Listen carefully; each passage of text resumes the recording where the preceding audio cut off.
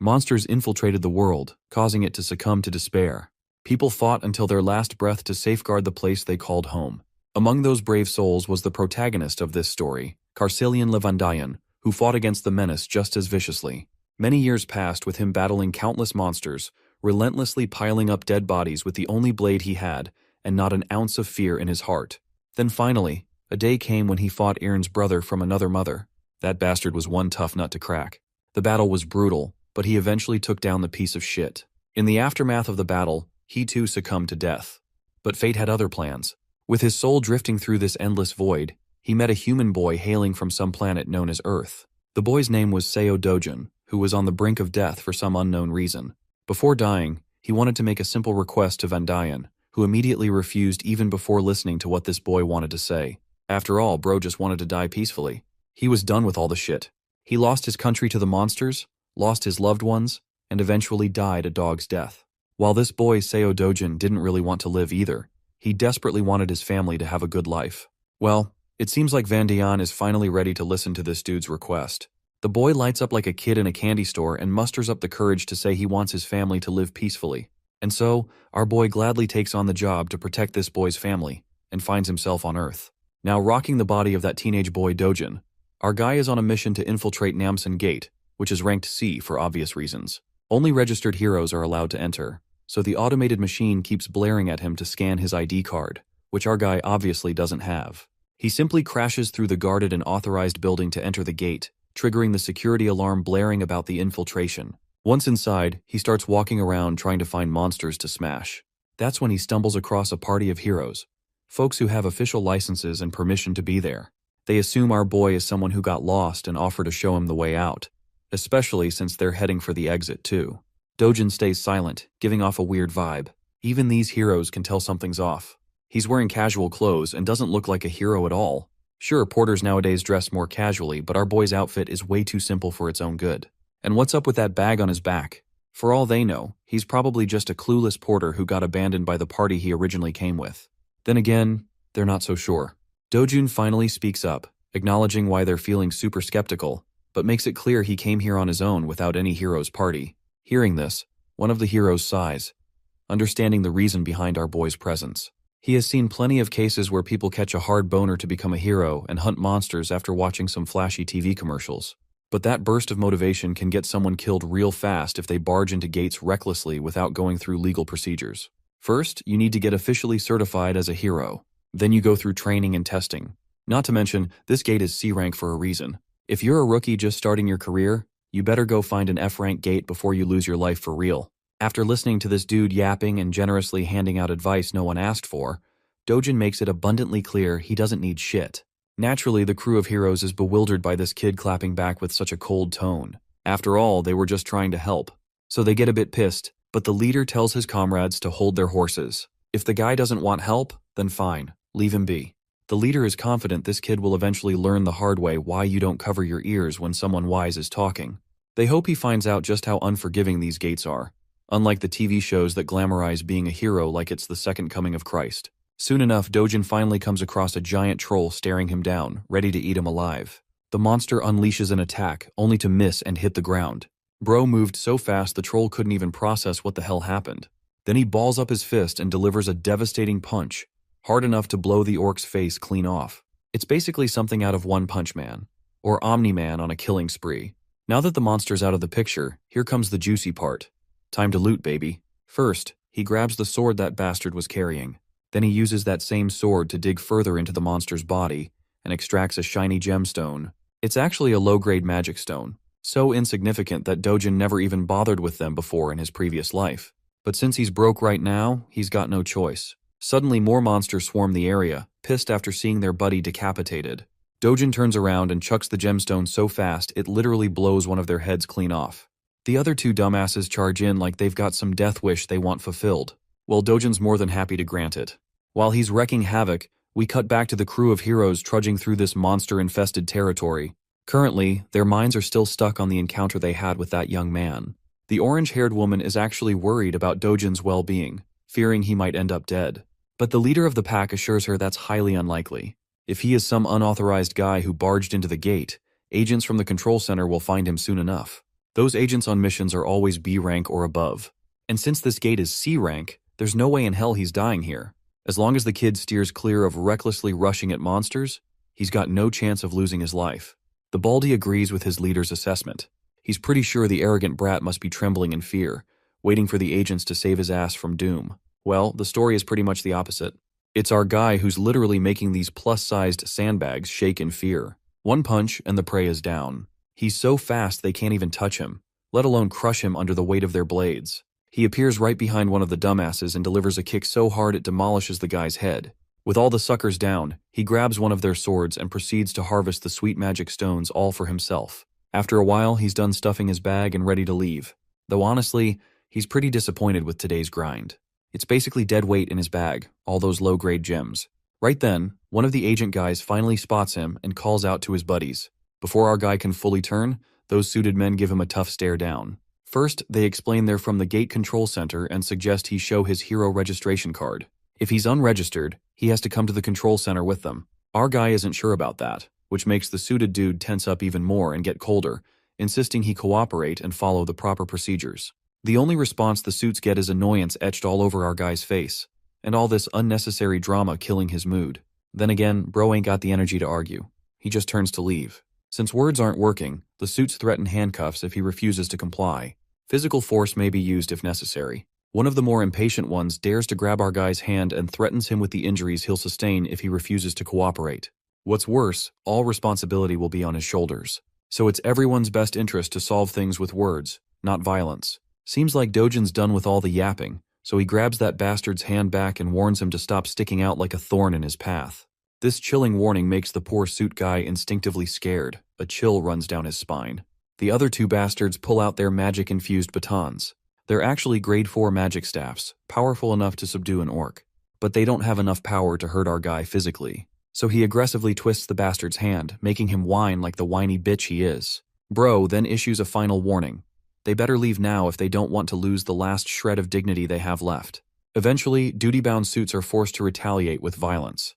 They try their best to tag our guy with the magic staffs, but none succeed. Our guy delivers a crushing blow right into the back of one bastard, then hits another in the belly. Next, he focuses on the guy in glasses, the last man standing. The last dude senses what's coming and gets tense. Dojin blurs away, vanishing into thin air, causing the bastard to panic at literally seeing a man disappear. Then, out of nowhere, comes a sneaky punch right into the gut, making the bastard stagger backward in pain. Seems like Dojin is tired of all the bullshit and agents chasing him, so he finally starts thinking about registering as a hero after all. The agent assures him that as long as he avoids shady or illegal stuff, no agents will be out hunting him. Dojin then questions this thing called a rift, a question that completely throws the agent off. Quick context on how this world operates. There are multiple passages connecting to another world where strange monsters live. These passages are scattered across the world. The gemstones harvested from monster corpses are used as new energy sources, making them highly coveted. Because of this, the government oversees these passages to maintain full control over each one. Every government-controlled and open passage for heroes is called a gate. Passages that aren't controlled or enclosed are known as rifts. Back to our boy, who finds it ridiculously annoying that these suits follow him everywhere, accusing him of trespassing no matter which gate he passes through. The poor agent explains that if an unregistered hero enters a gate without permission, the control center is automatically notified, and agents waiting nearby are dispatched immediately. Since our guy is thinking about entering a rift, the agent makes it clear these aren't as easy to access as any gate. Trespassing into a rift results in a strict punishment, no warnings, no plea deals. Dojin isn't interested in hearing any of that, so he grabs the poor guy by the face and throws him aside like a trash bag. By now, the poor agent regrets not calling headquarters. This shit's way over his pay grade. Before leaving, Dojin takes one last glance at the trash agent lying there, thinking about what a weakling this dude actually is. The weakling seems to have a fractured arm and is busy shouting threats, promising to catch our boy and put him behind bars. The scene transitions to Seoul, Gas and Digital Complex in Gyeongcheon District. This giant building is now known as the Hero Complex. Here, all trades related to magic stones or anything found in the gates go down. And nowadays, this place is busier than ever. Dojin can be seen heading toward one of the stores that deals in buying and selling magic stones. Upon entering, he's greeted by this Gen Z bastard, busy scrolling through brain-rotting Insta-reels. When Dojin says he wants to sell some magic stones, the cunning shop owner immediately starts preaching about his business, claiming this branch offers the highest prices to their clients. He even goes as far as saying they're the best in the whole country. Dojin finally puts all the low-grade gems smeared in monster blood on the counter, causing the store owner to put on this sour expression like he just got boned from behind. He's seriously grossed out by all the blood stuck to the stones. Regardless, he doesn't complain and moves forward with the transaction. Dojin is asked if he wants some coffee while the stones are being processed. A little while later, he is sipping coffee while the shop owner carefully cleans the blood off the stones. Afterwards, the owner calculates the total amount due. There are 12 low-grade magic stones, 16 medium-grade ones, plus 5 upper and lower-grade stones as well. After deducting a 40% commission, Dojin is set to receive around 5.5 million won. Well, our boy isn't too comfortable handing over 40% as commission. It just feels unfair because he did all the hunting and wasted his time. So how the hell does this bastard think he's entitled to nearly half the money? The shop owner proudly claims he's being generous, charging only 40%, especially since every competitor in this business charges 45% or more. He's so confident that he even offers Dojin to take his stones back if he doesn't like the price. After all, no one else will offer more, or at least that's what this bastard claims. Our guy ain't falling for that trap and starts stuffing his precious stones back into his bag. Seeing his tricks aren't working, the bastard grabs Dojin's hand before he leaves and demands compensation for the appraisal and the coffee he drank. It's 30,000 won for the appraisal plus an extra 10,000 for the coffee. Not to mention, all the blood he had to wipe off ruined his expensive towel. With everything added up, Dojin supposedly owes the guy around 350,000 won. Dojun isn't giving in to these unreasonable demands, no matter how hard this crazy bastard pushes. Seeing nothing's working, the bastard stoops to street-level tactics and threatens Dojin with the C-class heroes he has as his guards. Right then, those big guys barge in through the back door, asking why they were called. If anyone's causing trouble, they're ready to deal with them.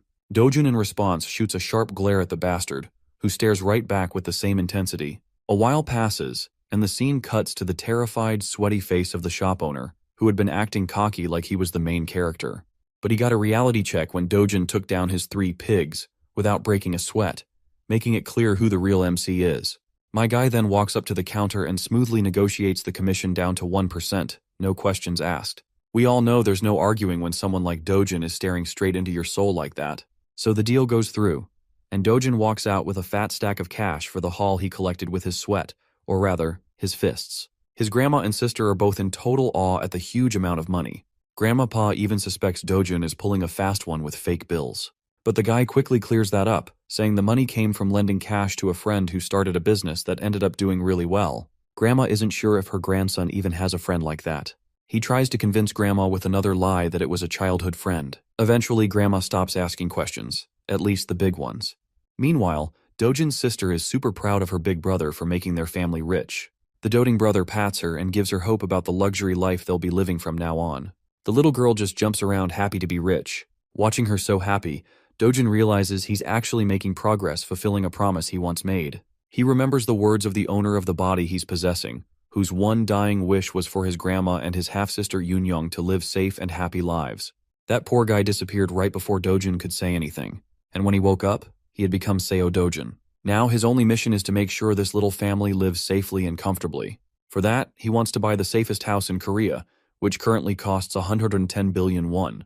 For him, making money won't be an issue as long as he gets his original strength back. This world shares a lot of similarities with the one he came from, the one that was destroyed. The only big difference is that rifts, gates, monsters here are all marginally weaker than the world he once saw fall. To him, who held the title of Sword God in his previous life, this place is nothing but a sandbox. So far, he's only been fighting at 1/10 of his original power. Suddenly, there's a knock on the door, and the visitor says he wants to see Seo Dojin. Bro stands up and decides to answer. As he opens the door, he finds 2 thugs standing outside. These guys are here to claim a debt Dojin owes, an insane 48 million won. Seeing this, Dojin's sure these are loan sharks. The real Seo Dojin borrowed money from before he left this world for good. Though it was supposed to be just 5 million won originally for his grandma's hospital bills, these guys are charging crazy interest to demand 10 times the original amount in no time. They know he's been making money through gates lately, so they want him to cough up the cash since it's all documented in the contract. But the only repayment these bastards get is a jaw-busting punch right in the big guy's face. That single punch sends the poor thug flying, leaving his partner with his jaw hanging in disbelief. Our guy then gives the scrawny bastard a deadly stare to remind him that over 9 million won has already been repaid. So if you do the math, these bastards should be paying him interest. With another punch that makes the bastard cry like a bitch, Dojin tells him to tell his boss that Dojin's coming to pay a visit. The scene then cuts to the shopping mall, bustling with life. There, we see sweet little Eunyoung lighting up a kid in a teddy bear store. Dojin brought her here for a shopping spree. Today she's free to get anything she wants. You know, our boy wasn't always that soft-hearted Pookie in his previous life. It's the original Dojun's memories that revitalized his dry emotions. It makes his heart warm up to see how kindly Dojin treats Eunyoung, even though she's only his half-sister. So he wants to keep doing the same and make sure to give all the love he can muster for this little girl. The little girl finally chooses a stuffed toy she really wants. It's a small but cute bunny. She picks it modestly, making sure she's not being extravagant. But Dojin picks a way bigger stuffed toy for her. He doesn't want her to hold back at all. It's her day, and she can pick whatever her heart desires without thinking twice about money. They both treat themselves to some good food too. As they enjoy their meals, an unfamiliar voice calls out our boy's name. It's a middle-aged woman followed by a bunch of bodyguards. This chubby MILF seems like yet another trash talker who loves to hate on our boy. First, she points out his lousy sense of dressing.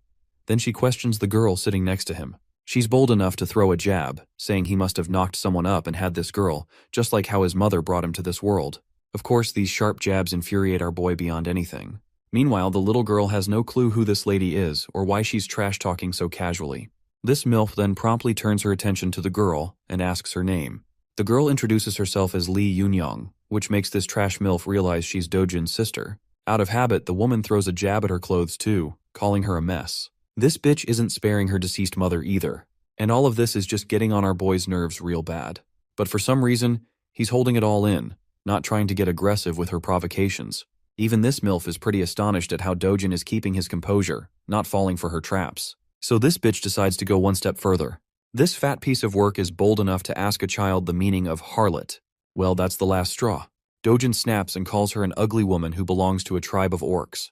Of course, the woman is left wide-eyed and mind blank after getting caught off guard. Let's have a little context to understand why Dojin has been tolerating this woman only so much. You see, Dojin was born an illegitimate child and lived in poverty. At the tender age of 7, his mother died, and he barely made it to his father's house. With his father marrying a new woman, he was shunned by everyone. It only got worse after his father's legitimate wife gave birth to a son, and Dojin was ignored completely. Things got so bad that he got kicked out of the very house he lived in. So he lived with his half-sibling at his grandmother's house. As our boy reflects back, he feels pity for the original Dojin who had to endure all this and still tried to keep a smile on his face like he had no pain in his life. But now he wants to change everything. Seems like this woman is his stepsister, which explains why he was trying to hold himself back. But he won't tolerate her no more. He recalls how he shared a roof with this orc of a woman, and she's just as disgusting as ever. Not only is her personality messed up and her appearance orc-like, she's also dumb as hell. He further crushes her spirit by dropping brutal bombs on how she's a wreck with an inferiority complex. That's the only reason she projects her insecurities onto others by calling them ugly. She's just a gold digger obsessed with others, and that's the real truth the world should know. As he continues to crush her under his sharp jabs, the entire shopping mall watches them like they're the center of attention. The orc lady is totally annoyed and about to lose it, but then Dojin's stepmother walks in. Seeing her mom, the orc lady approaches her like the whiny bitch she is, complaining how this kid just shut her down with words. But this mother is aggravated to see her daughter whining like that and shuts her up with a cold glare. Not gonna lie, bro's got one heck of a stepmom. At first, I even thought the orc lady was his stepmom.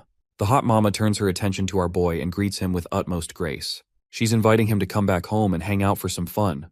But Dojin knows all too well that this facade his stepmom is putting up is fake. After all, she's the one who caused the most misery and unrest in the 12 years he lived with them. The woman continues reminding Dojin of things he never wants to remember, triggering his PTSD and making him go full serious mode. With a tone colder than your mother's jokes, our guy tells this bitch to get the fuck lost.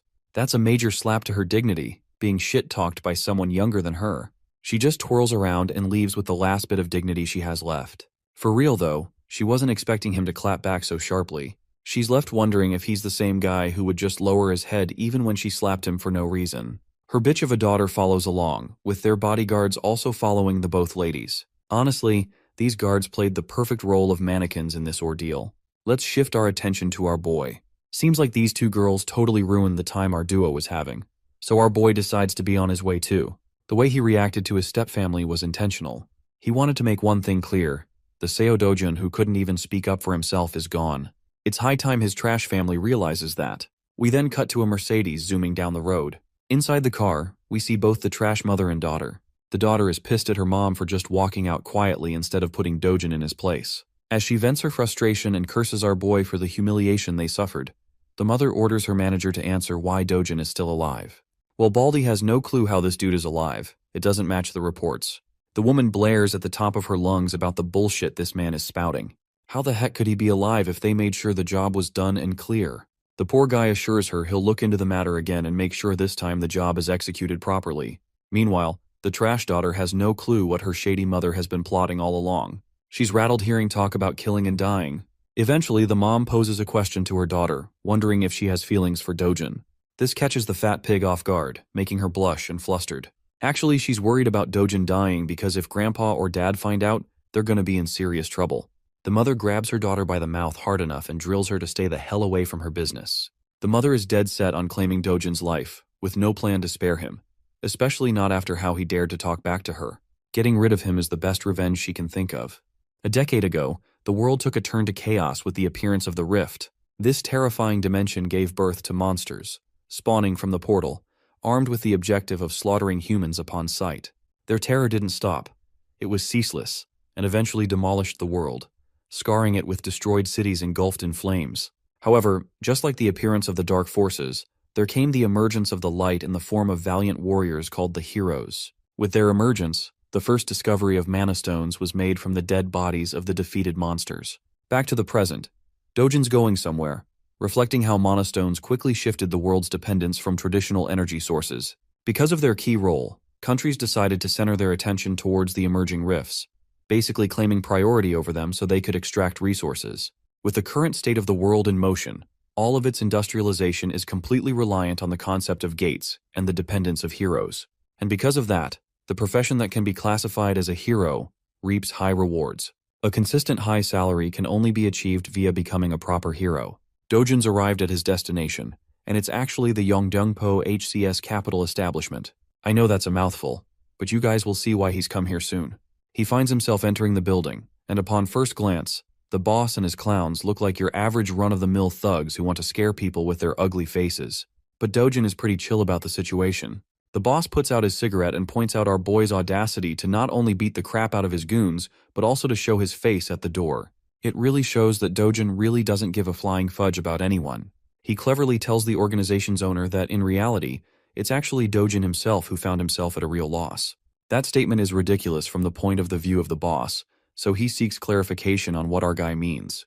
Dojin clarifies that actually, he's come here to receive his well-deserved compensation. After all, he's endured mental, physical, and materialistic losses all this time because of the existence of these clowns. With his strong and serious words, the boss has noticed one significant change from the boy's personality. Something about the kid has changed.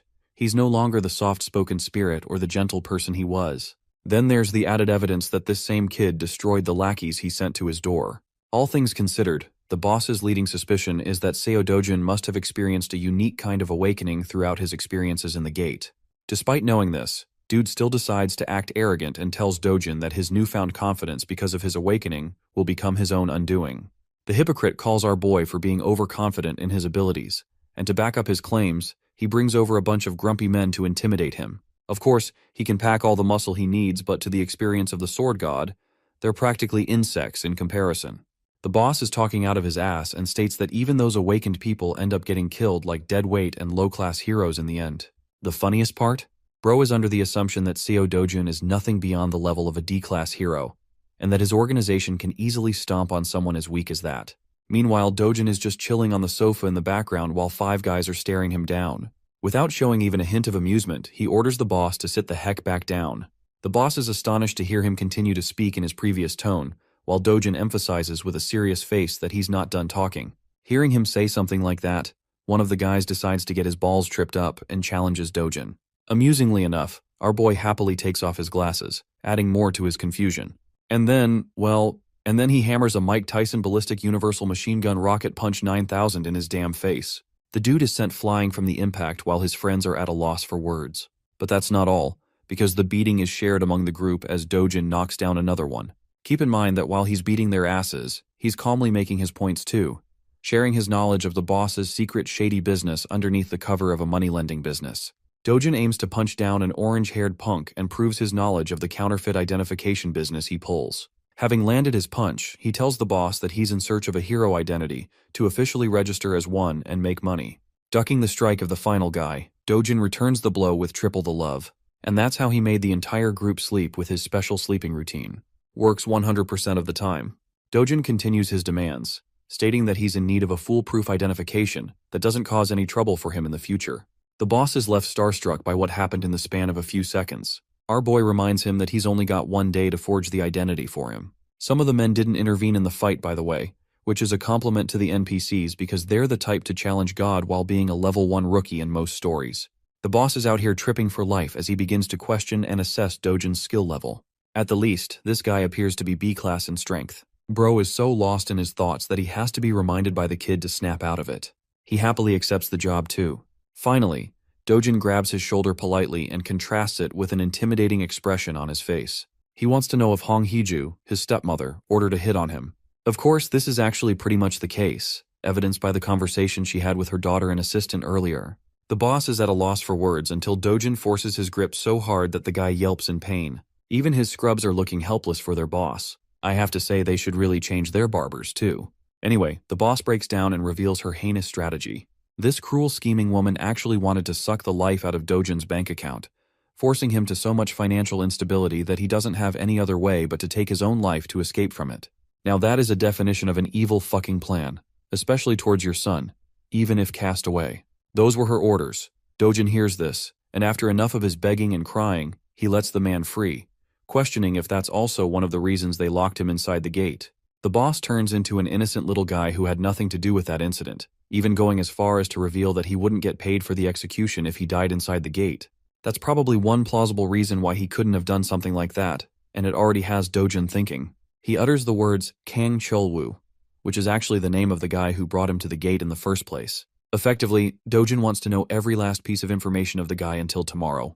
With his 2 demands stated, he leaves politely, completely changing the atmosphere of the room from which he first entered. After that conversation, Dojin is left with a deep contemplative state again.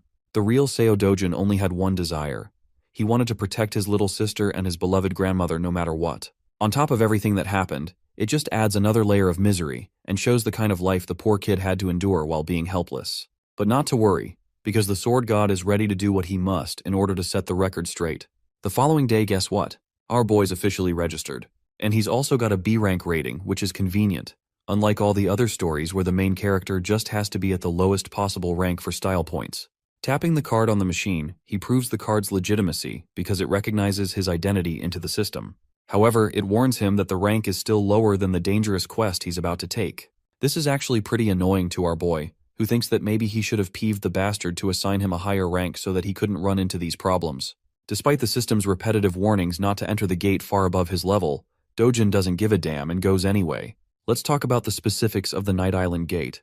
It's actually just a B-rank gate, but the logic doesn't mean a B-rank hunter can survive it. Heroes are always recommended a class higher than the gate rank for mission safety. Anyway, the scale of the dungeon is considered rank D, which means it's spread out and will be difficult for solo hunting.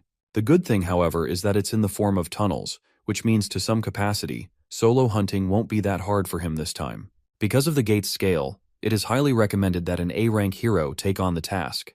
But the words risk and danger don't exist in our boy's dictionary. If anything, the worst that could happen is that he'll have to face off against an entire fleet of monsters in a narrow tunnel with little to no room. Dojin smiles at his first opponent, which is a giant serpent with a chaotic purple aura. For most heroes, this would be a sign of terror, but for him this is a sign of good luck, as he prepares his gauntlets to get the battle started. Oh, and by the way, the serpent has a bunch of its friends too, and their tongues remind me of the Alien movie. Anyway, they do their best to attack, but it's pointless because our boy is such a killing machine that he snatches and collects the mana stones like the monsters never even existed. The Black Killing Viper is a class of monster that is known for its hyperactive paralysis poison that can knock anyone down even with the slightest contact. With that in consideration, Dojin charges to propel himself at bullet speed and launches full swing. In a short span of time, he's about to slice and dice the creature all over its body, splashing blood until he severs the monster in half. With the creature defeated, Dojin notices his equipment.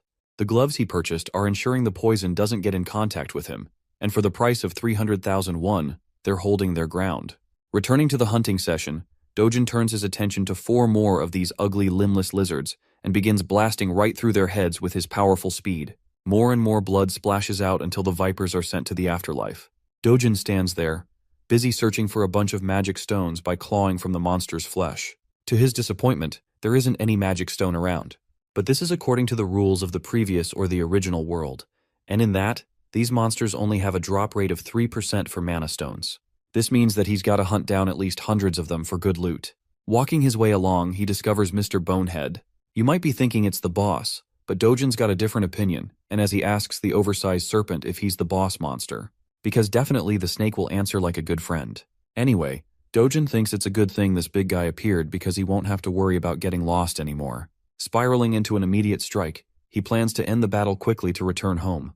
But then, an unexpected thing happens. Despite having successfully landed a brute strike, his punch doesn't have any effect on the creature. Bro just gave him a tattoo on the head instead. While he's in the air and unable to dodge, the creature bashes him into the wall with its tail. Dojin sits there having crash landed. It probably gave him a reality check about the boss monster's strength, I think. The creature whips out its poisonous fangs and hisses at him like the average girlfriend when she's hungry. The creature attempts to bite him down, but luckily he evades the attempt. Using the momentum of his evasive maneuver, he bolts right back into motion with a powerful punch that connects with the creature's body and leaves more cracks against its hard shell. From this second attack, one thing has been made clear to him. The boss monster has an unusually tough exterior, making it a greater challenge than the rest of the vipers he disposed of. The shell is so powerful at his current level that he can't penetrate with one strike alone. This reverses the situation on him, making him question if he should aim for a different battle strategy. At his original strength, the sword god would mop the ever-living floor with this beast. But then suddenly he notices something. It's the sword of the warrior who lost his life fighting the boss. And now you guys are about to know why he's called the sword god and not the fist god. Even though the weapon is extremely worn out after the fight, he grabs hold of it, believing that a sword is only as competent as its wielder. With that knowledge in mind and the blade armed in his hand, he walks towards the monstrous snake. The creature propels itself forth to strike him down again. Bursting with incredible speeds, Dojin responds by going high up into the air, proudly declaring that the creature should be honored that he's going all out to kill the beast with a sword. Despite the sword's condition being crap, this guy literally unleashes so many flashing cuts in the span of a few strikes that it leaves the snake's body eviscerated. The serious fight turns into a funny conclusion with the snake dying in the background while our boy's sword is reduced to dust. It's a good thing he wiped the creature out while it was still holding on. With the boss monster dead, Dojin thinks of a smart idea that I don't really see many other protagonists implement. He takes off one of the fangs of the creature, believing it could be used as a nice material for a short sword with a bit of refinement. Considering this as a reward for his journey, he exits the gate. By the time he's exited the gate, it's already a starry night outside. He spent more time at the B-rank gate than he thought, and with the way things turned out at the end, it only pushed him to pursue and restore his strength back to full health. Also, he's a bit happy that his old friends don't get to see this weak version of him because that would be embarrassing. Back from the hunt, he goes to appraise and sell the magic stones. Before him, there's actually another hero who has come to present his great stash of magic stones. The cheap-ass receptionist treats him like shit and points out that the commission rate is the same as 40%. Even the innocent guy can sense the bullshit behind that overly high rate. He even calls it out, stating his concerns and calling himself a normal guy. The receptionist, just like what he did with Dojin, clarifies that their rate is actually the lowest among all the appraisal trades. The gate center is 5%, but that's without taxes. From the perspective of the sleazy appraiser, this is a great deal for heroes to have that earns them good money. The cash is handed to the hero, who doesn't really complain much, except concerningly asking about the dude's messed up face.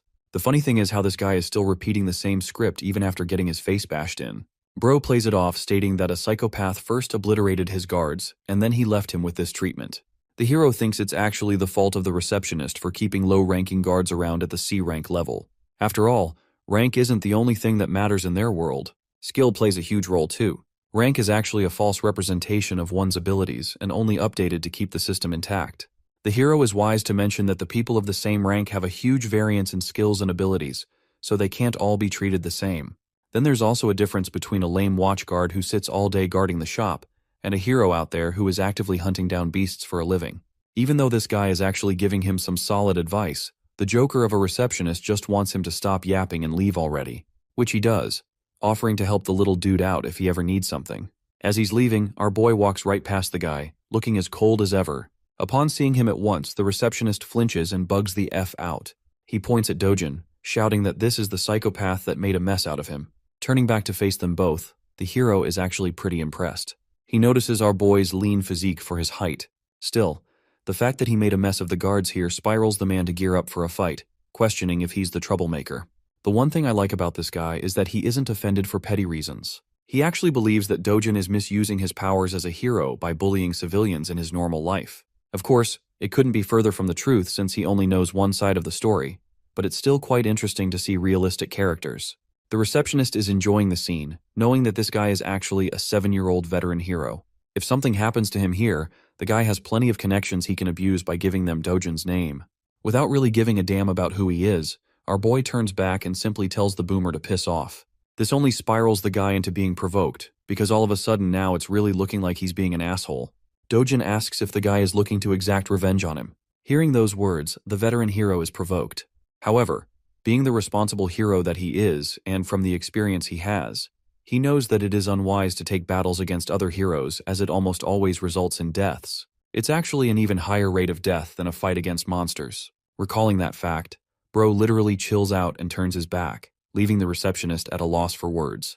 Dojin turns to the sleazy appraiser and asks if he's got a problem he's looking to address. Before the guy could answer, he tossed a bag full of magic stones to appraise and convert into money. These precious shiny babies are all high-grade magic stones, which really begs the question on who this guy really is from the perspective of the receptionist. Calculating the amount winds up to be a total of 150 million won. It seems like a lot at first glance, but to Dojin, it's far too little for a day's worth of hunting. He asks for the cash, but the receptionist reminds him of the commission rate they have to calculate beforehand, which obviously draws a scary look from our boy. Remembering that the rate is only 1% in their little deal, he cools down and tells the guy to wind up the rest of the amount to him.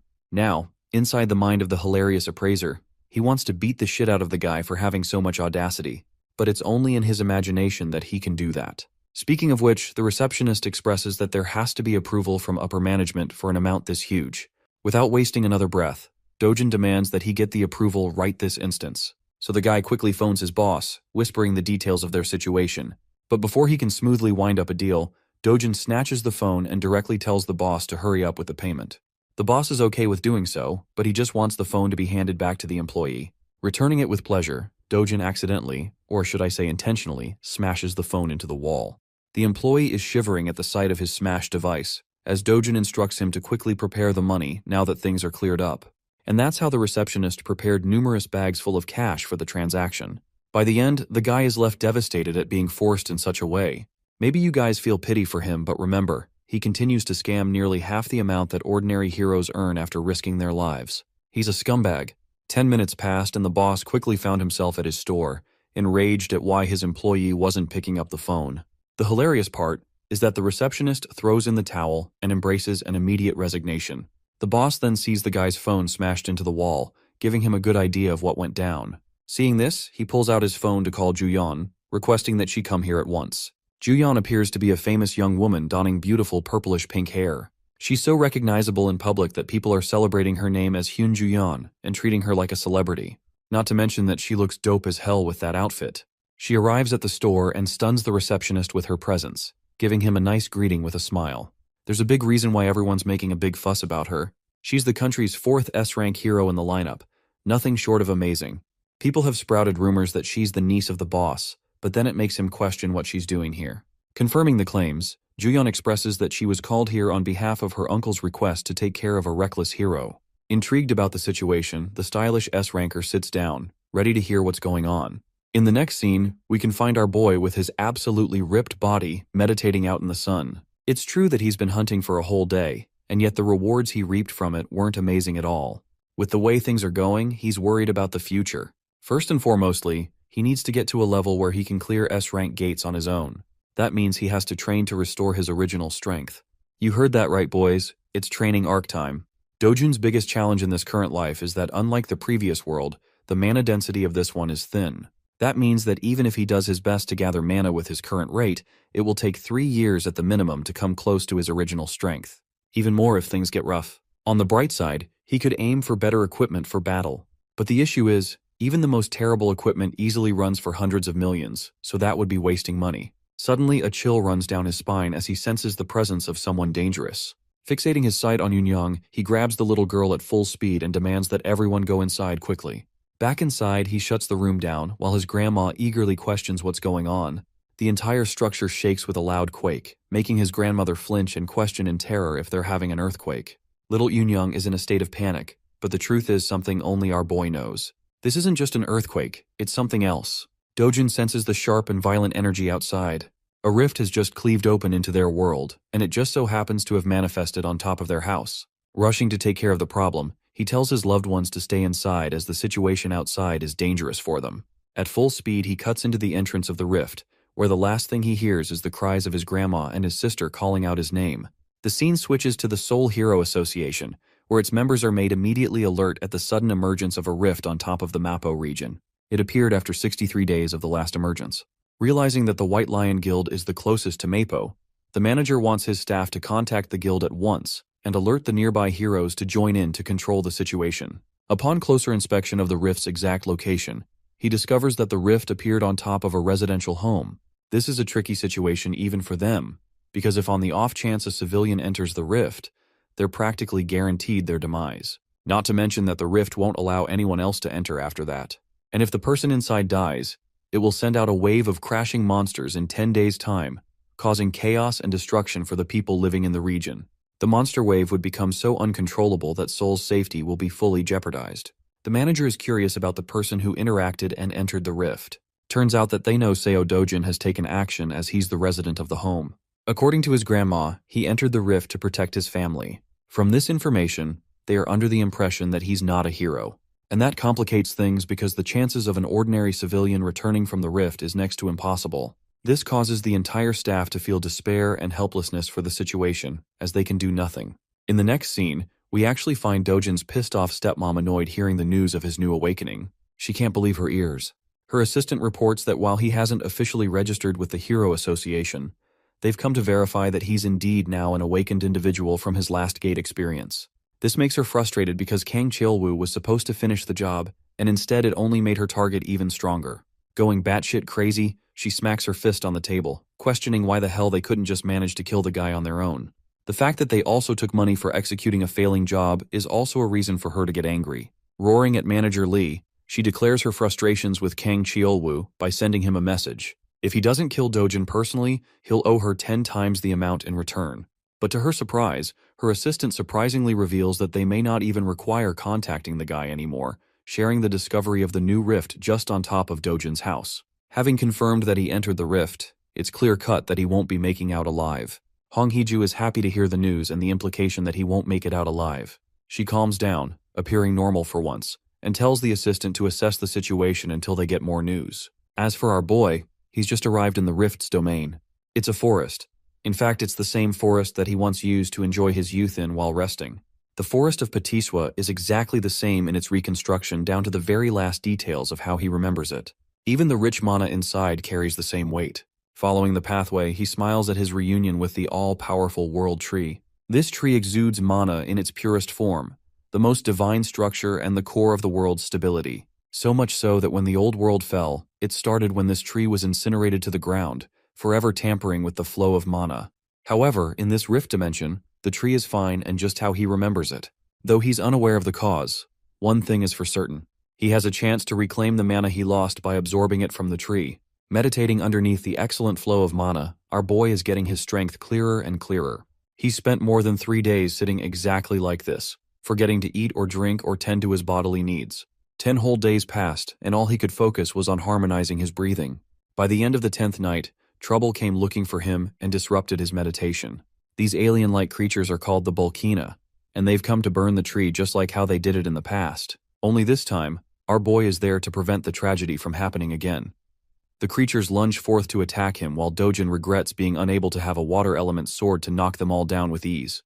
The burning monsters roar to make their way to him, but our boy is replenished with so much mana that he no longer cares about a weapon. He is the weapon. And those hands are rated E for everyone. Extending his hand towards the monsters, he exerts so much authority from his mana alone that it knocks down one of them. The second creature is stunned by his ability. Let's break down what happened just now. What he did there is called mana release, and not exactly telekinesis. It's a blaster-type attack that uses raw mana as a detonation strike. It had been a while since he used this ability in such a way, considering he was low on reserves all this time. Anyway, the Bulkina creatures aren't done just yet. To retaliate, they release charged blasts from their mouths in return. These pulsing laser beams quickly make their way to our boy, appearing the calmest he's ever been. His mana alone is enough to protect him from any damages. Stepping towards the creatures while he's ignited with a burst of mana, he remarks that he's finally protected the world tree. And now, he's ready to play for a bit and enjoy the fruits of his training. The ugly bastards are trying for another energy blast attack, but our boy quickly catches two of them and forces their mouths shut. This way, their own ability charges up and explodes inside their mouth, leaving behind a headless corpse of flames. The corpses of the creatures wither away, dropping 2 valuable magic stones for him to use. But that's just a couple of them down. Dojin is enjoying his life, thrilled to unlock something called the Eternal Ember after defeating these guys. Joyfully cutting his way past the monsters and smacking them all down with a grin, he's finally glad to steal a good load of mana stones from them. The one-sided slaughter continues until he wipes out all of them. Dojin has won the lottery ticket with how many stones they're dropping. Among them, he also discovers a small coin or a seed glowing in gold. This is called the Eternal Ember as he picks it up in his hand. With this, he's reclaimed control of more of his power as he crushes the chip and unlocks its flames. The way he's casually playing around with the ember reminds me of Sukuna from Jujutsu Kaisen. Now, in any normal case, the ideal strategy here would be to keep gathering mana from the world tree. However, the current state of his body has reached its physical limit for amna absorption. The second way of doing so is actually absorbing the ember, completely altering the state of his mana and transforming it into fire mana. And he does exactly that as his body produces a rush of flame energy. Now, unfortunately in his previous life, he felt zero need to do this and didn't care about the Eternal Ember at all. However, now it's required for him to fully absorb the embers, and it takes like 10 whole minutes just to get one finished. Luckily, he's got a whole bunch of these collected for him, so his goal is to absorb as many as possible. The appearance of the rift has sparked a public interest. The reporters are all gathered around our boy's house while agents and association staff are protecting the place. Bang Seonggu is pissed off because of one guy's arrogance to enter the rift prematurely. I have to point out that he looks like a carbon copy of Yeonho from Solo Leveling, but with a cleaner haircut, I guess. We also have our protagonist, but with blue hair. This guy is called Kim Hyunwoo, and he sympathizes with Dojin's actions to save his sister. But Seonggu doesn't buy that explanation at all, accusing our boy of heading in like a greedy guy who wasn't ready for the consequences. It would have been fine if he unalived himself the normal way, but if he dies in the rift, the place will become a detonation ground for monsters to come pouring out. And that's the issue, really. Hyunwoo asks for Gilma's input, and apparently Gilma has told them to just do things according to the protocols. Hyunwoo questions the recent emergence of rifts popping all over the world in various countries like the US, China, Switzerland, Turkey, and the UK. That's one reason Gilma is having a hard time managing so many rifts all at once. This kind of phenomenon doesn't really happen every day, and yet some of the nations were able to easily contain the threat with ease. But for South Korea, they're out here pissed as hell because their situation could very well turn into a disaster because of one guy. Seonggu is so pissed that he wants to beat the crap out of the dude who went in and is begging for the rift to throw him out. Speaking of the gargantuan purple gate, 28 days have passed since its first appearance. The same goes for the number of days Dojin has spent inside.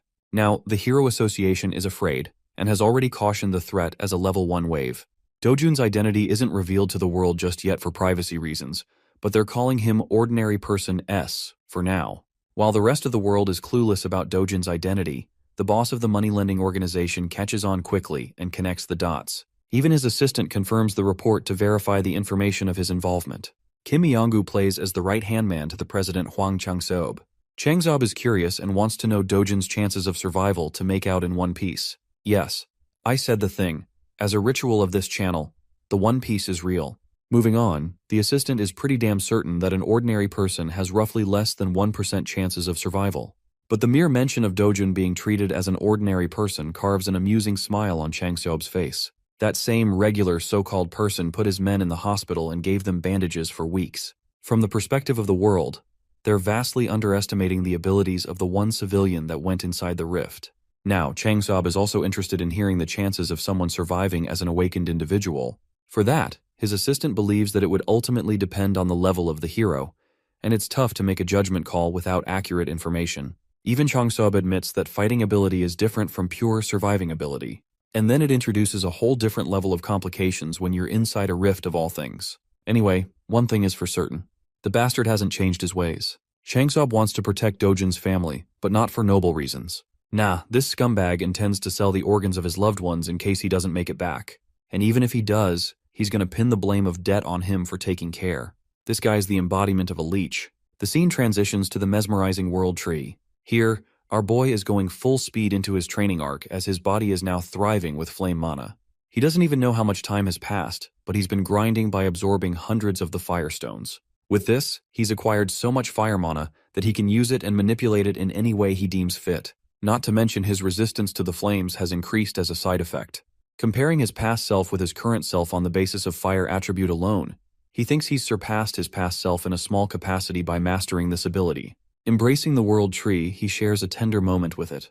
It's always served him in the time of need, even in the past, and even now. Because of that, Dojin is grateful for everything it has done for him. As for his mana stones, he's made up a small bag using vines to store them all.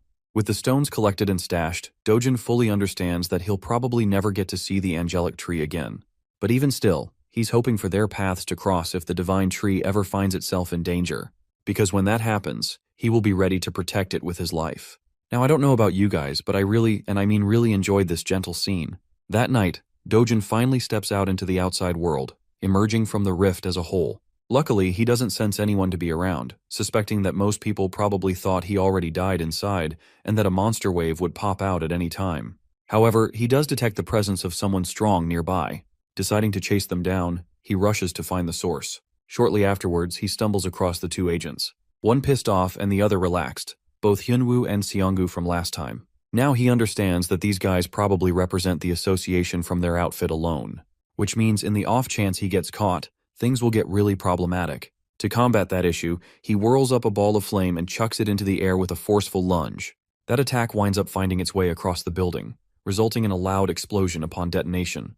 Both Hyunwoo and Seonggu were on red alert the moment they heard the crashing sound. Realizing that it's actually fire, they decide to chase after it. There, they discover a bunch of people standing in horror. Seonggu questions what the hell is going on in the chaos. Meanwhile, our boy is impressed with his flame powers so far. Its precision is good, so it will do him wonders. In the memory of his old friend called Tusk, he wonders if the mage would be impressed by his current level of flames. After all, Tusk was known to be the strongest fire mage on the continent, and they shared a good bond. Suddenly, Hyunwoo's sharp senses alert him to look for the rift. It appears to be acting up and right before their eyes. It disappears into the mist. Both of the agents rush to the site to see what's going on. When they arrive, they can't believe that the rift's connection to their world is no more. As for our boy, he's just making his way to his next destination without any problems. News breaks out the following morning concerning the state of the rift that lasted for a month in Mapo. It is announced that the rift disappeared 29 days after Seo Dojun entered the zone, proving the concerns of the Hero Association to be wrong about the monster wave.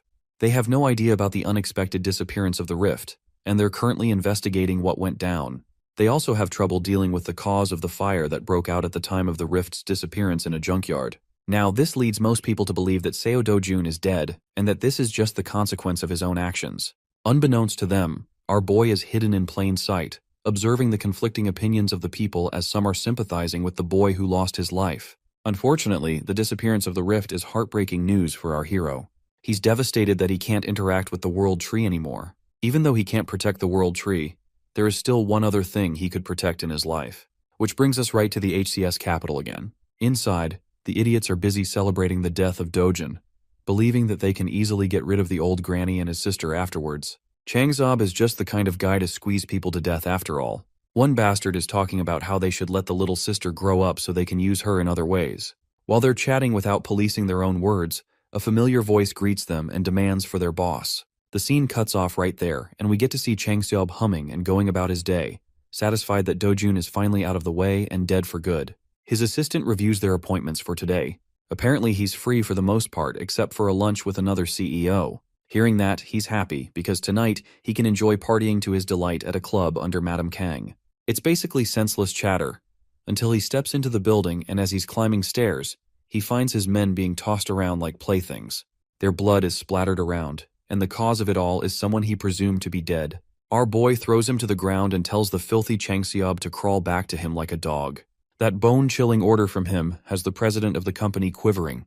Our boy acts like the real leader of the group and assumes his place in his chair. He then repeats his command to the ignorant Changseob, who is still processing the weight of the shameless order. Without wasting time, he crawls like a dog. Ruthless as ever, Dojin then orders him to bark as he deserves to be treated like an animal. His loud and clear utterance of the command has Chang Seob whining in humiliation. It takes a second for him to bark successfully. But our boy is not satisfied at all. Our boy personally makes sure to make an animal out of him by forcing him to bark repeatedly for everyone to hear. The president is reduced to being less than human, just like the people he treats. Dojin points out that scumbags like him only act obedient on the surface, but end up backstabbing you right when they find an opportunity. Declaring his filthy name, he chillingly tells the man that his life has plenty of experiences dealing with second-rate humans like him. Pleading and begging for mercy, Chang Seob is prepared to serve like a loyal dog if necessary. But Dojin has heard enough and whips a heavy slap across his face. Just that much force is enough to knock the wind out of the guy and spurt out blood. His assistant watches the scene unfold until his name is called. Dojin addresses him as the new boss of the company and recommends that he stop working under a bastard like him. Knowing that these guys are so ready to stab people in the back, he orders the assistant to kill Chang Seob with full permission. Of course, it's a task too heavy for a competent servant like him. He apologizes and objects by stating that their leader has a lot of connections, so things will get really bad if he's the one appointed the boss instead of Chang Seob. On behalf of him, the assistant pleads to Dojin to spare the guy just one more time. However, Dojin doesn't want to play around with simple words in front of them. He suggests wrapping Chang Seob's body in a barrel and removing all evidence by shoving it in the endless ocean. After all, it's just one of the things these guys excel at doing. Seeing as the boss's servants aren't willing to oblige, our boy takes a different approach with them.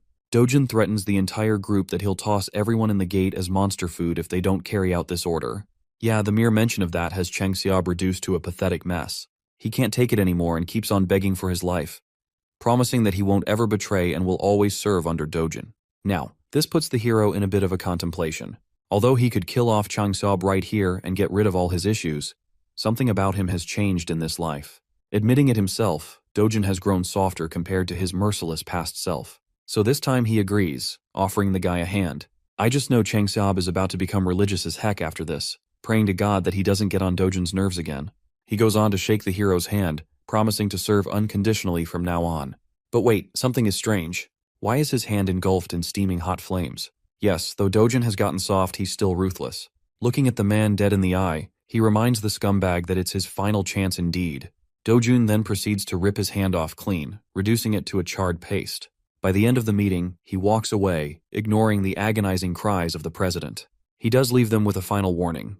If even a single one of them tries to get in the way of his family again, Dojin will personally ensure their deaths. As for their new job, they are forever deemed responsible to protect his family for the rest of their lives. Now that's how you handle traitors. Officially speaking, the man known as Seo Dojun was just a blip in existence that vanished along with the rift. In reality, he's actually dining in the local McDonald's. The government, Hero Association, and all kinds of media outlets quickly moved past him like yesterday's news. They all treated the civilian who entered the rift as a dead man. Even if he came out and told the world that he was alive, no one would buy it. Furthermore, surfacing after a solo rift mission would only bring headaches and trouble his way. That subdued dog, Huang Chang Seob, is currently helping him find a new and suitable house so he can afford to move leisurely for the time being. Dojin finally got the chance to feed his sister some delicious fast food. He also informed her of their plan to move out to a better neighborhood, and she could not be any happier. She can now go to kindergarten like kids her age and enter elementary school the next year. When the topic of school came up, little Yunyang's mood took a turn for the worse. Dojin was alarmed. He is used to slaughtering abominable beasts, but coddling a kid is not in his arsenal. He was taken aback when her sister confessed how other kids tease her for being an orphan. Hearing his adorable sister's plight broke Big Bro Dojin's heart. If she does not want to associate with the mean kids, she doesn't have to. Those little bastards will get what's coming for them eventually. Finding out that she wouldn't have to attend kindergarten to be bullied anymore, Yunyang was hyped. Inwardly, Dojin is devising a plan to send his little sis to a prestigious private school where no one would dare look down on her. That night, Seo Dojin found out that Kim Eongu had stashed his grandma and sister in some random motel while he was stuck inside the rift. Glasses bastard almost broke his back trying to apologize. He reasoned that the motel is under the management of their company, so it is safer than any other place. Dojin does not have the energy to mess with lackeys tonight, so he just enters the room and sees his grandma once more. Little Yunyang pounced on him with a bear hug, and grandma held his hand with tears petering from her eyes. She's just glad to see her grandson come back alive. At first, the hardened warrior was stunned, but once he felt the warmth coming from his family, he accepted the love they had for him with a smile. Little Yunyang has taken a liking to McDonald's, so they've been dining in that absolutely real place a lot. Today, she asked questions about Big Bro's job, being a hero. When asked if she likes having a hero for a brother, Yoon nonchalantly answered that she does not. While it is cool that heroes are strong and cool, they are also constantly in danger when fighting terrifying monsters. Sometimes they even die. And little Eun just wants her brother to live with grandma and herself for a long, long time. Dojin had been so used to mindless bloodshed.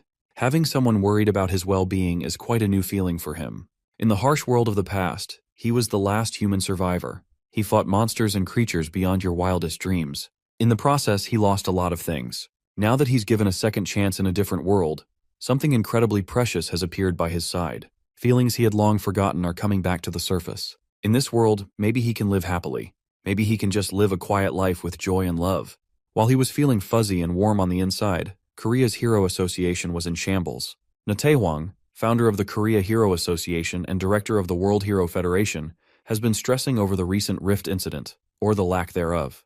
Their best people have investigated the site, but no new information has been found. Feeling clueless about the state of his territory is frustrating the founder. It's not far-fetched to believe that a spontaneously disappearing rift can potentially reappear at any time. His assistant tried to agree with his worries. She thought it would have been better if a wave had occurred. At least they would not have to worry about unknown variables. Director Taewang cuts her words off before he gets angrier. While he is worried about uncertainties, he thinks it is fortunate that no one was harmed. Taewang is one of the top 100 respected and strongest heroes in the world. It is widely speculated that he would easily be elected with the most votes in history if he ran for president. His words and influence could easily topple domestic conglomerates if he wanted to. Thankfully, his interests lie in neither the power of a nation's leader nor the wealth of a conglomerate. The only thing he cares about is the safety of his people. In other words, he's a real one. Even if it takes time, he wants a more thorough investigation covering the rift's perimeter. The residents around the nearby area have already agreed to sell their properties to the association, so that shouldn't be a problem. As a consolation, Taewang wants to offer those people more than the market price for their homes. That's the least they could do after causing such inconvenience. All reliable sources have relayed that multiple rifts have occurred in different countries. No matter how you look at it, something must be going on. The United States and China have already entered the control stages of their rifts. Among major nations, the United Kingdom is facing the biggest problem. While reliable and veteran heroes have been dispatched to clear the other rifts, the United Kingdom's squad was simply doo-doo garbage. Speaking of them, the month-long mission to get rid of the UK rift has finally crumbled in a glaring defeat. The UK rift wave occurrence has officially begun. The city and its people are going about their day like they normally would. Amongst the crowd was Seo Dojin, blending in with the pedestrians. Today, his destination is his favorite shop in the hero complex. When he entered the door, the dude manning the counter gave him a greeting by instinct, but choked upon seeing his face. Every strand of hair in his body stood in terror upon seeing the black-haired young man. Today, his manager is in the store, so he won't have to deal with this sadistic customer alone. The manager promptly closed the paper he was reading and lifted his gaze. His voice was controlled but was tinted with anger. This is the guy who's been forcing his pushover cashier into buying low-grade crystals. Dojin lazily removed his backpack and tossed the whole thing on the ground.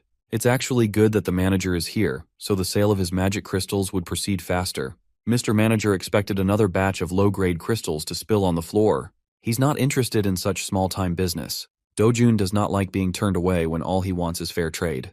The manager or any other sane business owner cannot afford to accept just a 1% fee. It would be better if the young man just left. Dojun asserted that refusing to do business with him would be a massive mistake that Mr. Manager would regret. The manager continued shooing the young man away, not even bothering to look at the bag. This is the last warning he will give before things go down. In response, Dojin kicked the backpack down, spilling its contents on the tiles. Being experienced crystal traders, both the cashier and the manager immediately recognized the properties of those rocks. That crude bag was actually filled with Hero's magic crystals, a legendary treasure that money cannot buy. Dojin has a rough idea of how much these things are worth. He knows he's holding premium stuff. You see, the Hero's magic crystal was used by an infamous Mexican drug lord, Corzaman, in New Age drug manufacturing. One night, a laboratory accident changed the course of his life and the world's perspective on such a little rock. The Hero's magic crystal caused Corzaman to awaken as a powerful hero. Since then, the crystal has become a priceless item for hero awakenings and mana enhancement. Such an incredibly rare energy source can be classified as an ultra-high-end product. As a power move, Dojin ordered the schmucks to pack their stuff back up, and he left. Mr. Manager quickly changed his dismissive and arrogant tone into a welcoming one. He even escorted the young man to their VIP seats and offered some drinks while his cashier polished the crystals. Dojin liked reversing the situation in its head. One second he was being driven away. The next, he was sipping on some iced beverage. His opening demand was full price with a 0.5% commission. As soon as the manager expressed a sign of balking, he threatened to pull the deal. In prior trades, Dojin agreed to 1%. Now he's lowering that already abysmal rate even lower. Frankly, he's just doing that out of annoyance. In response, the manager lowered his head and tried to give the sincerest apology he could muster. Well, Dojin is tired of hearing empty apologies. They can either accept his rate or he'll take his business elsewhere. It's that simple. At the counter, the cashier is inwardly cursing Dojin for being such a rude prick. Seeing that his acting wouldn't convince the kid to give him a bigger cut, the manager locked in and gave a lengthy lecture about magic crystal markets and pricing. Dojin doesn't have time to listen to such long-winded yapping, though. He finished his drink and got up from his seat, making the manager panic. Feeling the deal of a lifetime slipping away from his fingers, the manager offered a 9% commission. It did not work, so he proposed 8%. This continued from 8 to 7, 6, and 5. In this range, his shop won't be making any profit at all. While the manager is in the pits of despair, Seo Dojun pounces and agrees to settle for 1% out of respect for their past dealings. Inwardly, the manager wanted to scream and curse the blatant extortionist. He just can't bear to let go of the product. The next words that came out of Dojin's mouth nearly made the manager piss his pants in excitement. Aside from the one he brought today, he has about 7 more bags of those priceless crystals. With that being said, the contract was quickly produced and signed. After a few minutes of officiating the deal, 67 billion won entered Seo Dojin's bank account. That's about $48 million. At this rate, his 110 billion won house doesn't seem so far off. The problem is that getting more high-grade magic crystals through normal gates is a time sink. If he could find a way to freely travel through rift zones, he could easily farm treasures like a madman. While looking at his phone screen, an administrative message was sent out to everyone in the country. The wave outbreak in the southern region of the United Kingdom had been finally announced to the general public. In the meantime, everyone is banned from traveling to the UK. After reading about a real problem in the real world, Dojin lost interest in messing with the manager of the shop. In the past, no matter the country or which association was involved, he might have intervened to seal the rift himself. But he's not that guy anymore. He has more fulfilling matters to attend to. Tonight, dinner is on Dojin, and they are getting expensive meat. Little Yunyong's mouth watered at the sight of pork and beef marbling over the grill. The expensive meat and succulent side dishes just kept on coming to the table. Worried that they were spending too much given the price tag on the menu, Grandma slowed down and asked her grandson if this was okay. 250,000 won for 100 grams is pretty steep. Dojin dismissed her worries right away. After making a killing with his crystal harvest, they could eat as much as they wanted, and it wouldn't even make a dent in his bank account. Yunyong's first bite made her fall in love with the taste of the wildly luxurious beef. Dojun continued adding more and more to the grill as Grandma watched in apprehension. Hell, there's another package of fresh ribs, prime ribeye, strip loin, and skirt meat coming to the table soon. At this point, the scale is just ridiculous. How could 2.5 people even finish that much food? Well, Grandma is underestimating the appetite of a protagonist. To knock her out of her worries, little Yunyong convinced Grandma to give the expensive stuff a try. Unable to refuse the offer of her sweet girl, Grandma caved. One bite of that expensive meat was all it took for all her worries to dissipate into nothing. Afterward, the happy family enjoyed their extravagant dinner filled with smiles and laughter. Unbeknownst to Dojin, an attention-grabbing young woman just entered the restaurant. The necks of the other guests almost broke wherever she passed by.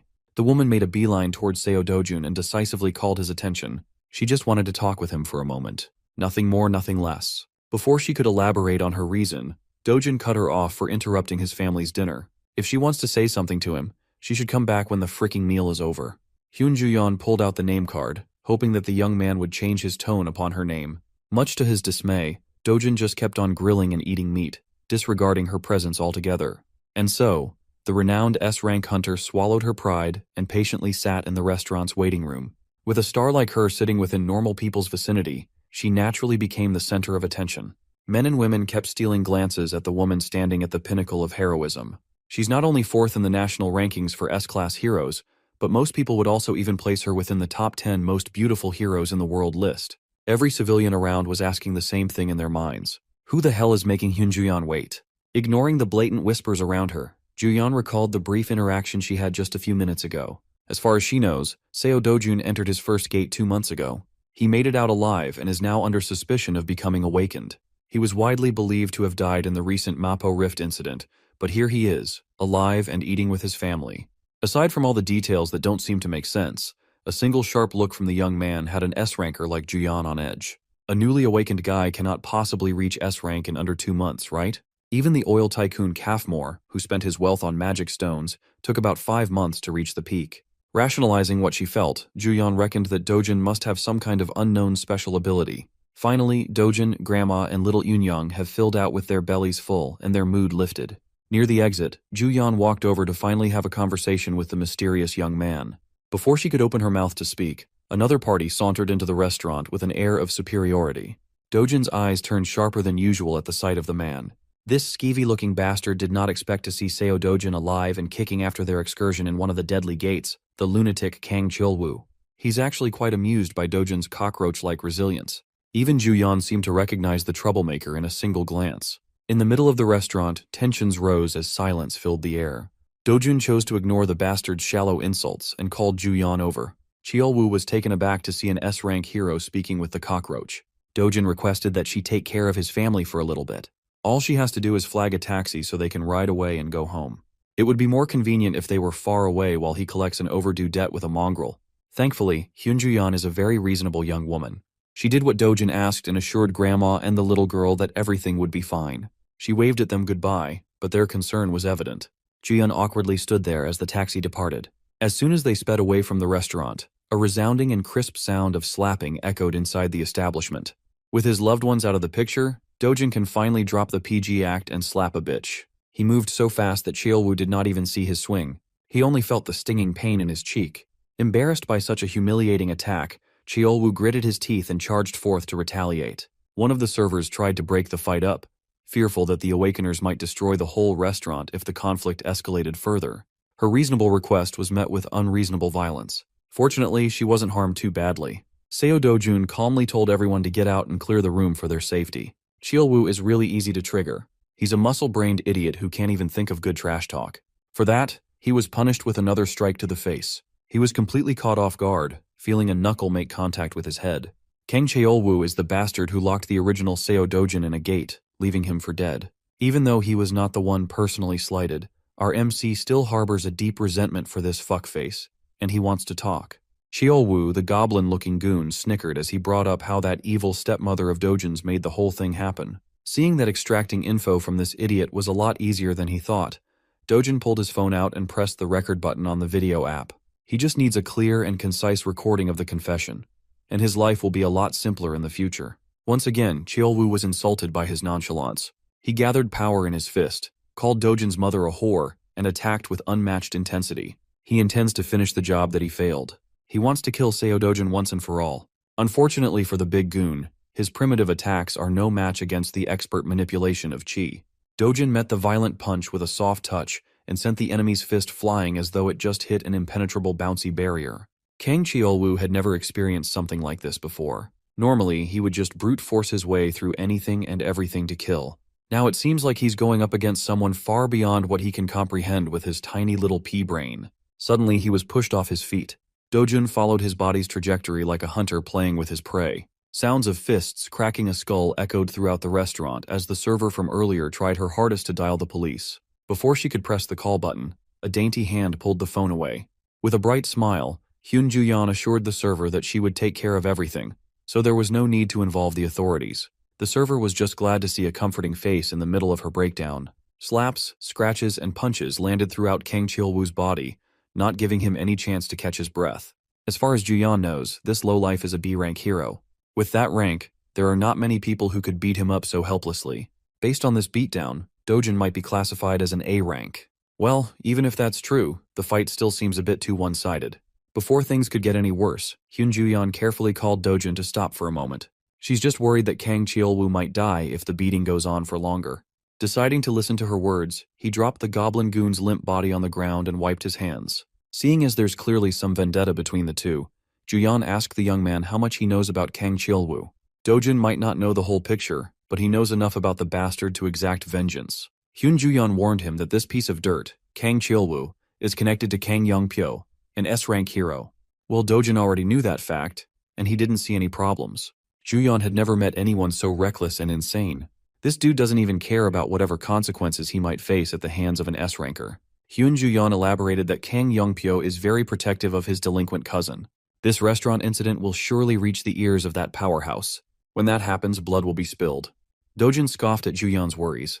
He's the last person who would be afraid of some hotshot S-ranker. More than the problems for the future, he's more annoyed at the fact that Ju-yeon knows so much about his life. Now that the Goblin Goon is down, Dojin's enmity has transferred to the nosy S-ranker. Face to face, the feral young man stared her down. Hyun Ju-yeon was not a pushover by any means. She won't cave from a simple, intimidating eye contact. Changing the subject, she apologized for the sudden visit and brought up her agenda. She was just asked by her uncle to come by and talk. After she found out about the bag of Hero's magic crystals he sold off, Ju-yeon wanted to get her hands on the rest. She is willing to buy every piece he has, no matter the price. Dojin warned her that it won't be cheap. He has a lot of precious treasures stockpiled after all. She assured him that the assets of an established S-rank hero are beyond normal people's imagination. Well, it's not like he's opposed to selling his goods. He just has one condition before transacting. It's nothing much, really, just a little favor. At least for someone as renowned as Hyun Ju-yeon, that is. Elsewhere in the city, the sound of expensive alcohol bottles hitting the floor can be heard. Dojin's evil stepmother is crashing out upon learning new information about his allegedly dead stepson. Her people were so sure that the kid died in the rift, yet now she's receiving word about how the Dojin survived like a resilient cockroach. Press F for bald man here. Having a boss like her can't possibly be fun. You can't blame him for the misinformation. Even the Hero Association labeled Dojin dead. Evil stepmother doesn't want to hear excuses. She wants actions instead. To make things worse, they just received news about Kang Cheolwoo's defeat at the hands of Dojin. At this point, it's safe to assume that Seo Dojun already knows who's really responsible for his attempted murder. Hearing that she might be implicated, evil stepmom gulped in terror. She's not afraid of Dojin. She's more concerned about the hassle it will bring when her father or husband finds out about her dealings. She can cover everything up, but if word gets out to the media, the group's stock price will nosedive. So, she ordered her people to intercept the media. If they mess up, T Group and W Group will surely cut all deals and advertisements. First and foremost, the police must also be on their payroll. In that regard, evil stepmom's people have already moved to cover all bases. Knowing that they have a little bit of competence lifted some pressure off her shoulders. Baldy director Lee then whispered that no matter how many cover-up jobs they do, what they are doing is not a fundamental solution to the real problem. On that note, the ball director might have a plan that can put an end to this headache. They just have to make use of Kang Cheolwoo's cousin, the infamous Kang Youngpyo. Even someone like stepmom here knows about the S-ranker. Kang Cheolwoo might be notorious as trash in the world of heroes, but everyone knows how close he is to his powerful cousin. In reality, Kang Cheolwoo is just a pawn doing all sorts of dirty work under his cousin's orders. They are both sick in the head. If Cheolwoo gets pinched by the police and smeared by the media, it won't be a good look for the S-rank hero too. In fact, he's already taken action to deal with this public relations disaster. Evil stepmom made up her mind. She wants to meet with Kang Youngpyo as soon as possible. In addition, that dog, Hwang Chang-seob of HCS Capital, has blatantly allied with the enemy. He's taking care of Dojin's family now. For that, stepmom wants a prosecutor on the phone in a minute. Those who abandon her camp must pay the price in full. The very next day, we follow a group of heroes entering one of the 37 rift zones in Korea. Among those rift zones, 5 zones are being turned into secured gates. The rest can only be raided by heroes affiliated with hero associations with coordinated schedules. Today, Miss Hyun Ju-yeon is leading a team herself. With her S-rank ID, she has practically limitless entries at any gate. Among the diverse crowd of heroes equipped with fancy equipment and weapons stood a young man wearing a beat-up hoodie. Hyun Ju-yeon chose A-rank Jongin-ju's Cleome Guild as a temporary group for the hunt. It's very rare to be a part of an S-rank's hunt, so they are hyped. Ju-yeon reasoned that she simply wanted to do something fun and stretch her muscles a little bit. In reality, she had to set up this whole situation just to give the young man in the back clean entry to the gate. Seo Dojun agreed to sell the rest of his magic crystal stockpile at market price to Ju-yeon if she let him into the restricted rift zone. He just wants to earn more money by hunting in higher level zones. While it's true that rift zones house all sorts of treasures, going into such a difficult one for a certain profit without fear is just insane. Well, she doesn't really care either way. She just needs to get her hands on those hero magic crystals. After a few minutes of traversing a dark tunnel, the group finally came out of the other side to a brightly wooded area. Unable to rear her curiosity, Inju started bugging Ju-yeon about the real identity of the young man shadowing their party. Ju-yeon just introduced Dojin as someone she knows, but no one is buying that half-assed answer.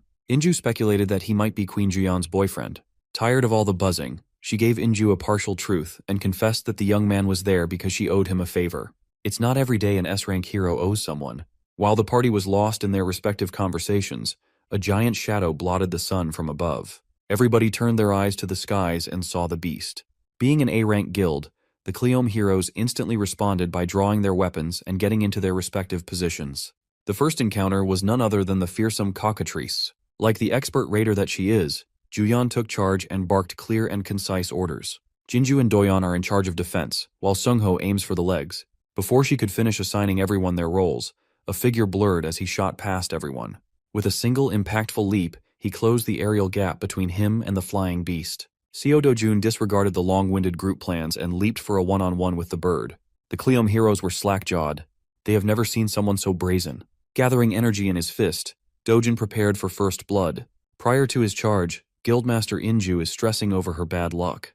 They are barely inside the gate, and a troublesome opponent has already shown itself. Before the group could organize and get into position, Dojun had already dropped his bag to the ground. While Juyeon was calling the shots, he was bursting through the air like a speeding bullet. He was an absolute speed demon.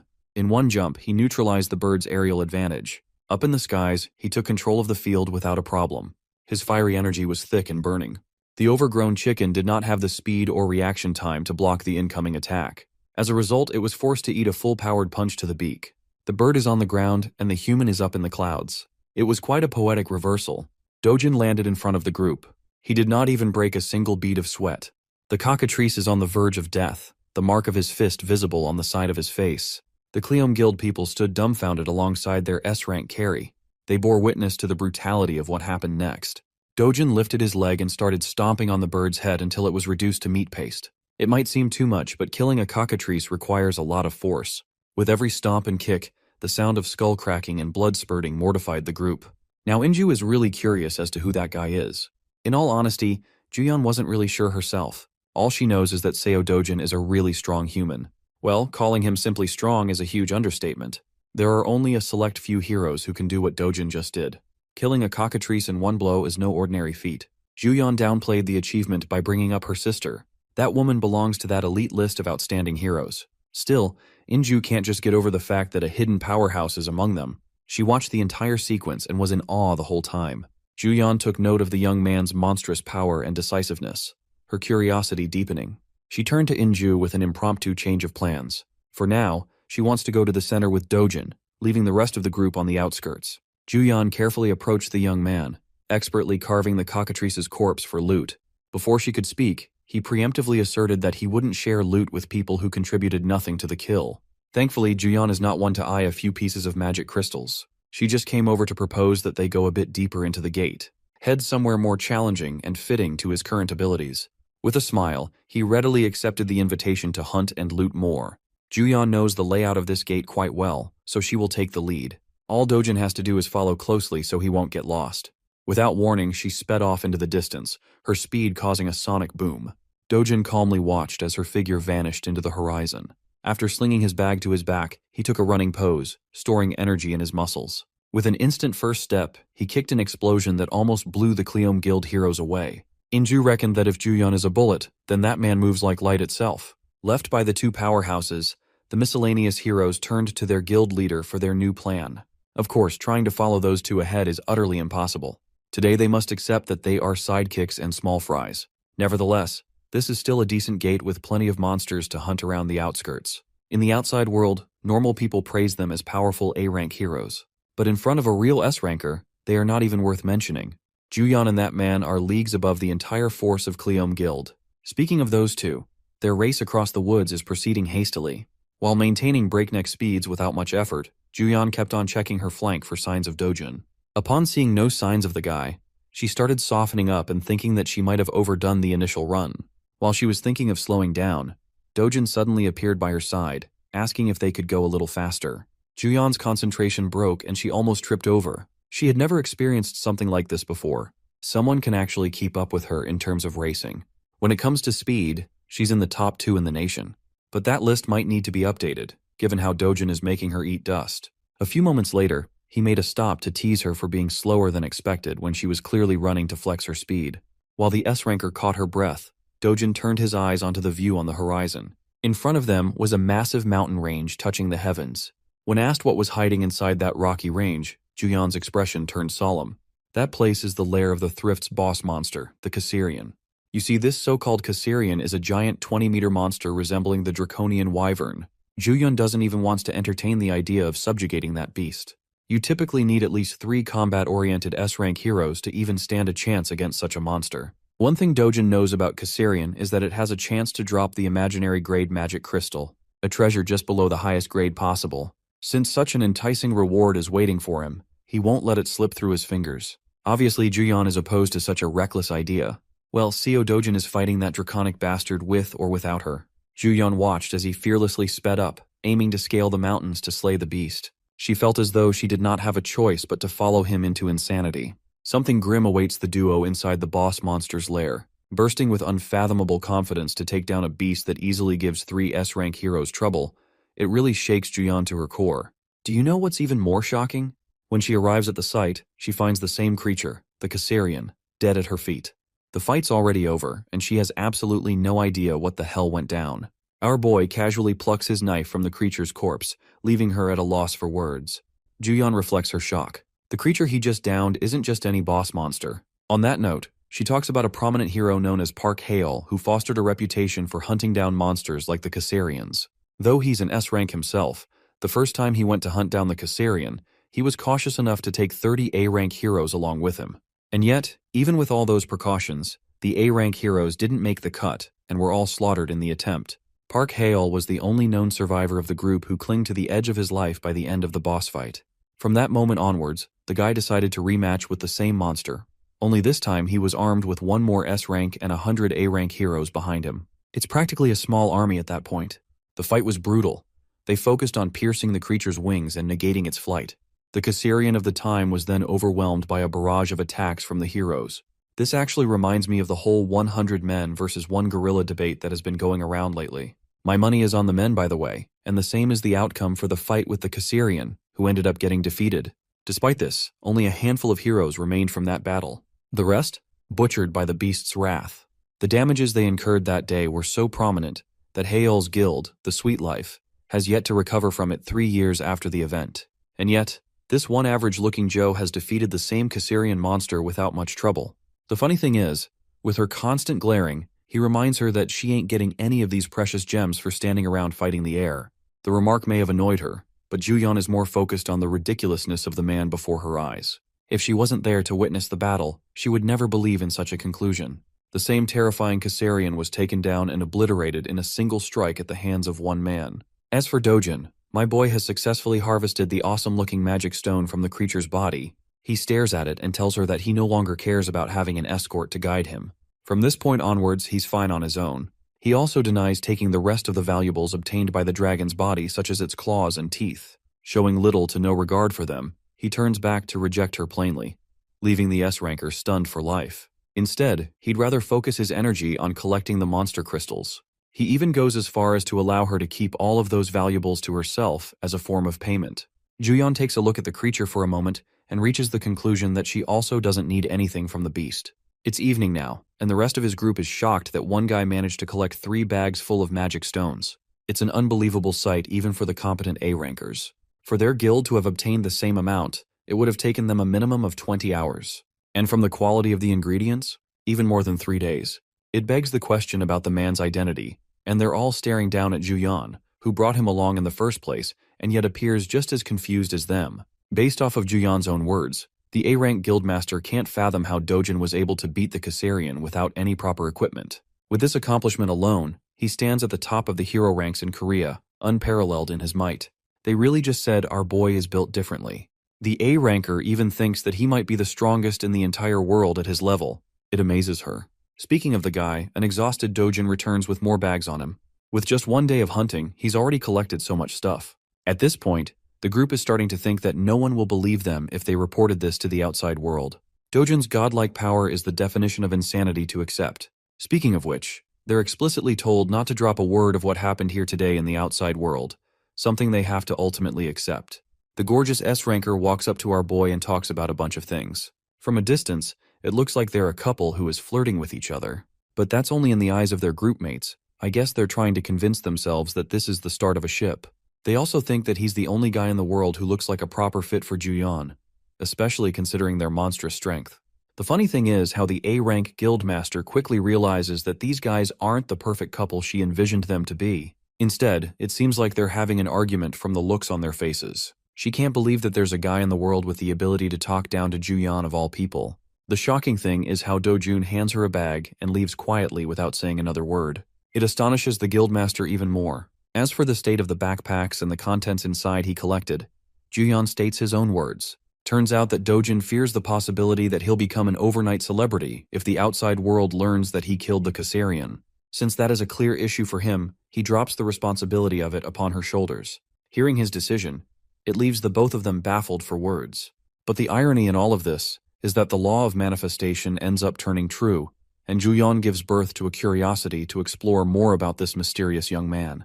Girl is in love. Over to a different location, we get to explore more about the famous S-ranker mentioned earlier as Yahello. He's out here going beast mode on his punching bag.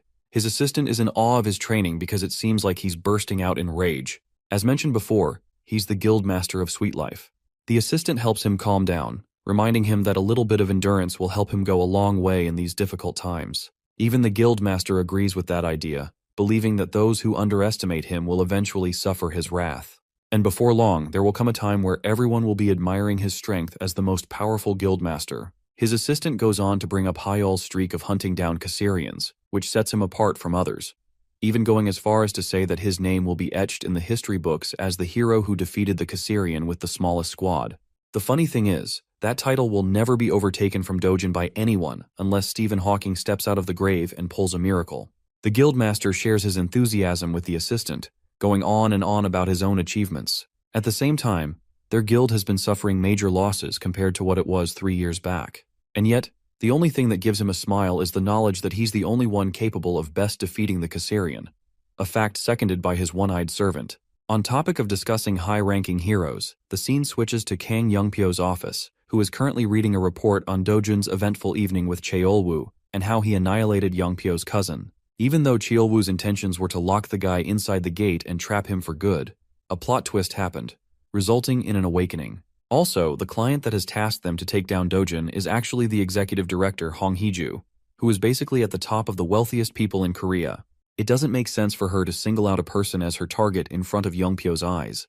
That's until he learns that Dojun is actually her stepson.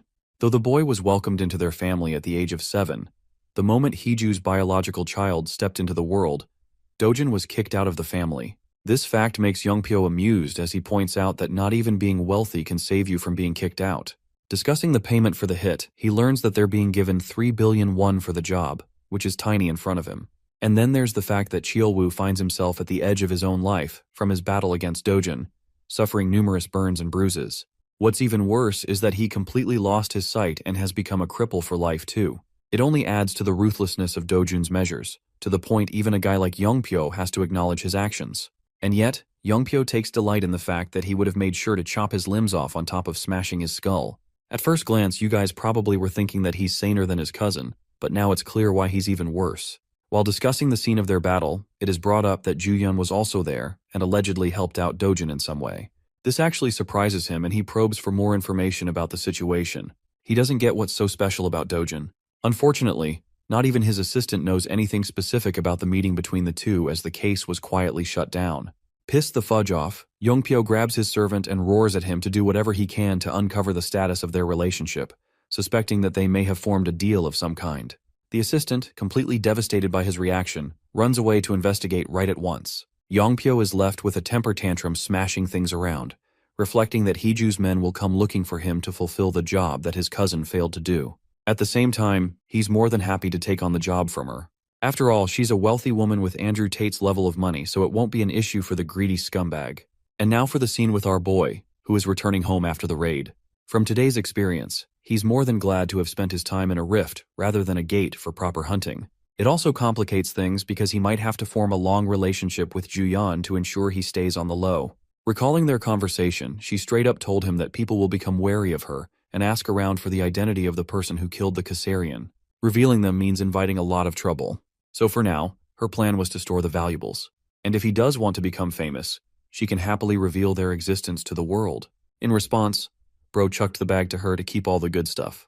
It also means he's got to look for another method to go on and enter the rift zones, because relying on Juyan creates trouble for her. Still, tonight's sleep will be a good one as he'll get to rest in a luxurious house that Changseob arranged for him. But as he steps foot inside the house, he is alarmed by the many shoes right outside. This means some unexpected guests have arrived. Entering the room, he sees a bunch of suited men and their boss having a conversation with his loved ones. The guy looks like a more depressed version of Nanami from Jujutsu Kaisen, and he's just staring Dojin down like an eagle. Yoon comes rushing to greet her brother with happiness, while Dojin is baffled by the situation overall. Prosecutor Park Cheol-yong makes his identity loud and clear, pointing out the connection between Dojun and Changseob. Because of his relationship with the guy, Dojin is placed in an immediate emergency arrest on behalf of partaking in the money-lending organization that is run by the corrupt CEO of HCS Capital.